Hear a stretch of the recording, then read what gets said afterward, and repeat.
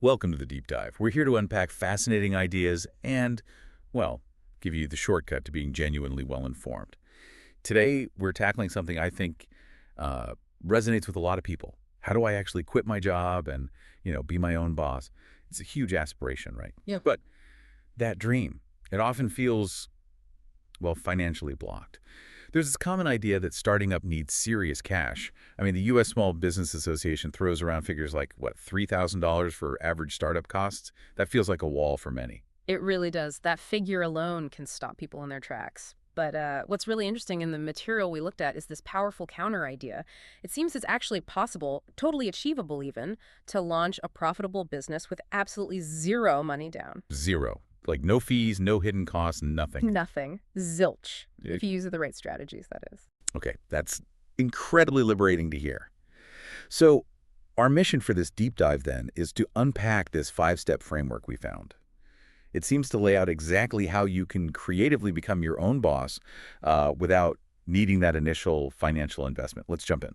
All right. So, step 1. The first, maybe the most fun hurdle, is picking a business idea that just doesn't cost anything to start. And the key rule here, the big differentiator, is that not all businesses work for this. Think about a physical shop, like a clothing store. Instantly, you're talking inventory costs, probably staff, rent, unavoidable expenses. Right, those traditional brick and mortar costs. Mm-hmm. But online businesses, they seem to sidestep a lot of that. How does that work exactly? Leveraging free apps and platforms. Exactly. You're basically shifting the infrastructure burden away from yourself and onto these big existing platforms. We saw 2 main paths here. First up, content businesses. This is where you create content, put it on social media, and earn money usually from ads or maybe sponsored posts. Yeah, and we've seen some pretty wild examples. The YouTube channel source we looked at, that's a content business. It pulls in a share of ad revenue. And it's not small change. We're talking, what was it, almost $27,000 in ad revenue in 1 month. That's right.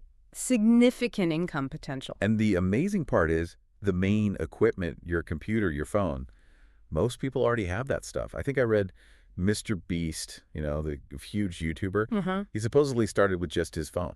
You really don't need fancy gear. No, you don't. And it's not just YouTube. Think about Instagram. We saw this account that just curates cute dog videos, finds them, reposts them. They built a following doing that, and then they monetize with shout outs. They charge like $35 for a 24-hour post in the feed. Okay. And $25 for a story shout out, with the swipe up link. If they do just one of each a day, that adds up fast, maybe $420 a week just for reposting content. Wow, just for reposting things they find. Pretty much. And the beauty is that strategy, it works for almost any niche topic you can think of, not just dogs. That's incredible leverage. Okay, so that's content.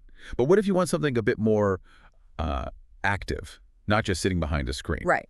So the second path is gig-based digital businesses. These still use online platforms like apps and websites, but they involve physical activity. Dog walking is a great example. You've got apps like Rover and Wag, at least in the US. You sign up for free. Yeah, I've heard of those. The app does the marketing, finds the clients, handles the admin. They just take a percentage cut of what the customer pays you. And we've seen people turn this into, a serious side income. Some even make it their full-time job. It definitely beats printing flyers and hoping someone calls. Democratizes finding clients. Totally.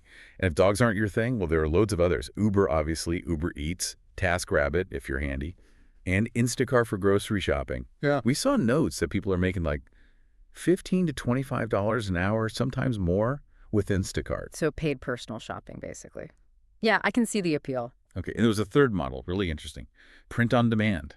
Selling physical stuff without buying inventory. How does that work? Yeah, print on demand or POD. It's quite clever.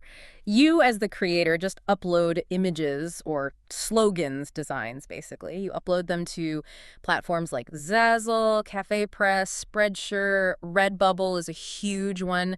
They apparently sell over $400 million in merchandise a year. $400 million. Wow. Yeah. So you make a free account, upload your design, give it a title, describe it, add some relevant tags. Then you choose which products it would look good on T-shirts, mugs, posters, phone cases, all that stuff. Okay, I get the upload part. Yeah. But the inventory, the shipping, that's usually where the cost comes in for product businesses. How does POD avoid that? That's the magic. Redbubble, or whichever platform, just stores a digital file of your design. They Hmm. create the product page on their site. When a customer comes along and buys, say, a t-shirt with your design on it, Uh-huh. Redbubble handles everything else. The printing of that one shirt, the packaging, the shipping direct to the So customer. you don't touch the product at all. Not at all. Completely hands-off for you after the initial design upload. Then, Redbubble pays you a commission for the sale. We saw plenty of mentions of people making, hundreds of dollars a month this way. Yeah. Passive income, really, once the design is up. Okay, so we've got content businesses, gig work via apps, print on demand, lots of options. If someone's listening now, trying to choose, what's the most crucial thing? Honestly, the absolute number one piece of advice from everything we saw in this first step is pick something that actually sounds fun to you. Fun, not just profitable. Fun first. Because you're starting for free, remember, you can't hire help. You're doing all the work yourself. If you pick something you find boring or tedious, you're just going to lose motivation. You'll give up. It's almost inevitable. That makes sense. Like, if the thought of editing YouTube videos makes you want to scream, don't start a YouTube channel, no matter the potential income. But if you genuinely love being outdoors and walking dogs, then a dog walking gig, even if it earns less initially, is way more likely to succeed because you'll stick with it. Absolutely. It's that old saying, isn't it? Choose a job you love. Ah, It feels especially true when you are the entire company. Passion is your startup capital here. Honestly. Okay, so you pick your fun, zero-cost idea, but then how do you actually learn to do it? The nuts and bolts. That leads us to the next step, right? Yeah. Leveraging free learning and tools. Exactly. And this is where the internet, specifically platforms like YouTube, really shines. Free video tutorials are your best friend here. You can find step-by-step guides for almost anything we've talked about: setting up on Instacart, designing for Redbubble, editing videos. It's all there. Yeah, but some people are skeptical, aren't they? Like, if it's free, how good can it be? That's a common thought, but you have to understand the incentive structure. Creators on YouTube, they're heavily motivated by ad revenue. We saw one creator mention making something like $700 to $1,000 a day from the ads on their tutorial videos. A day! Right. So that massive financial incentive pushes them to make really high quality, helpful instructional content. And you get it all for free. So that explains maybe some of the fluff, the little jokes or tangents you sometimes see in those videos. It's about keeping people watching for the algorithm. Pretty much. Longer watch time means more ad potential, better visibility. So yeah, you might have to sit through a bit of entertaining stuff that a paid course would skip. But if you're patient, you absolutely can learn everything you need just from free YouTube videos. The source is confirmed. Many people find huge success that way. Okay, so the knowledge is accessible. What about the actual tools? Like software for editing images or videos or making a logo?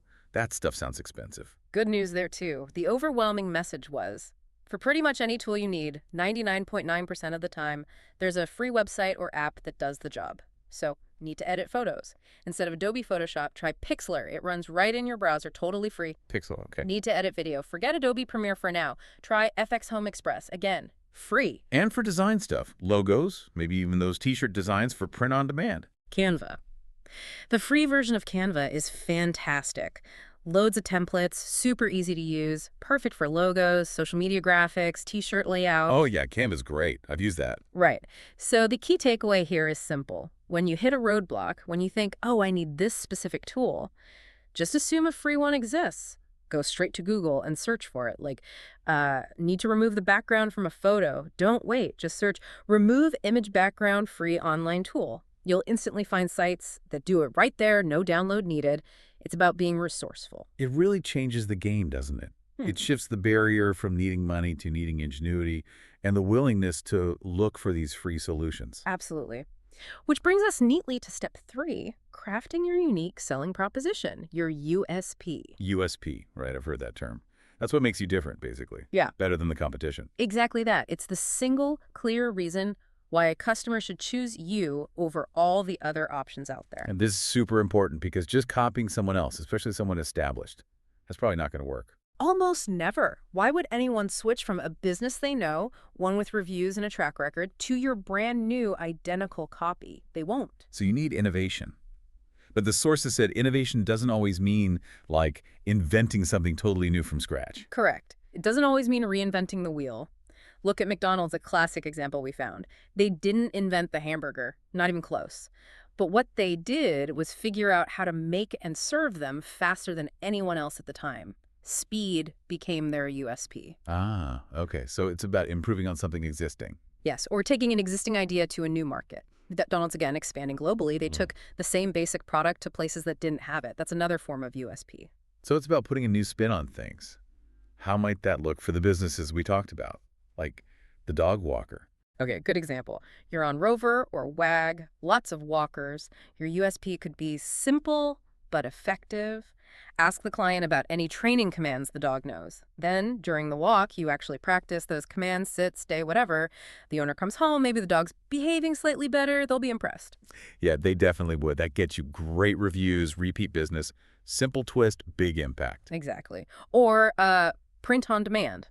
Say you notice those t-shirts with funny dictionary definitions are popular on Redbubble. Your USP isn't to just make another generic one, it's to find a specific niche group, maybe, I don't know, knitting enthusiasts or accountants or skateboarders who don't have a cool dictionary-style shirt yet. Then you create one for them. You combine the popular style with an untapped audience. That's your unique angle. That's clever, finding the gap within a popular trend. So how do you actually brainstorm these unique angles? Any tools for that? Mind mapping. Highly recommended in the sources.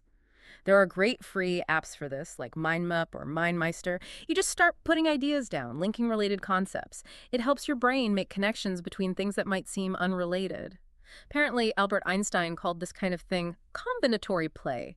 It's how breakthroughs happen, whether it's a scientific theory or, a killer USP for your t-shirt business. Combinatory play. I like that. Letting ideas bump into each other. Okay, so you have your idea, you've learned the basics, you've found your unique angle, now you need customers. Huh. Step 4, free marketing. Exactly. Free marketing and advertising. And the core principle here is incredibly simple. Think about the classic lemonade stand. Where do you set it up? On a deserted country road where maybe one car passes all day, or on a busy suburban street with tons of foot traffic. Dizzy Street, definitely, no question. Right. It seems obvious, but it's fundamental. The key to free marketing is positioning your business where the customers already are. Which ties back to using those big platforms we discussed earlier. Precisely. When you open your shop, whether it's a YouTube channel, an Instagram profile, a Redbubble store, or a profile on Rover, you are intentionally setting up on a very, very busy street. These platforms have millions, sometimes billions, of existing users. You're tapping into that pre-existing traffic flow, which completely eliminates the need for you to spend money finding customers through ads. Okay, so you set up on the busy street, but how do you get people on that street to notice your stand? Good question. You need to understand how people find things on your chosen platform. Each one works a bit differently. Let's take Redbubble again. How do customers find t-shirts there? Mostly, they use Redbubble's own search bar. Right, they type in like funny cat shirt or whatever. Exactly. So your goal is to make your funny cat shirt show up high on that first page of search results. How? This is where you circle back to those free YouTube tutorials we mentioned. Find successful Redbubble sellers sharing their tips. Oh, okay. They'll teach you the tricks. Usually, yeah. Hmm. They'll explain how to optimize your listings using the right keywords in your title, description, and especially your tags, so that Redbubble's search engine ranks your product higher. So you're learning the platform's specific rules to get seen. You got it. You learn how the traffic flows on that particular busy street and position yourself to catch it. And the payoff. By doing this, by leveraging the platform's own systems, you get access to potentially huge numbers of customers without spending 1 cent on traditional advertising or marketing. It really is about working smarter, isn't it? Using the free resources and the platform's own momentum. That's the core idea. And there you have it. We've gone through these 5 steps, and hopefully it shows that starting a profitable business without that daunting upfront cost, it's actually genuinely possible. It really transforms entrepreneurship from this scary, expensive thing into something much more accessible based on creativity and, well, resourcefulness instead of cash. It absolutely does. And just to leave you with something to think about, given everything we've discussed, these strategies for starting from scratch, using free tools, leveraging existing platforms, what resource, what community, what busy suburban street are you maybe overlooking right now? What existing platform could be the perfect place for your next big idea hiding in plain sight?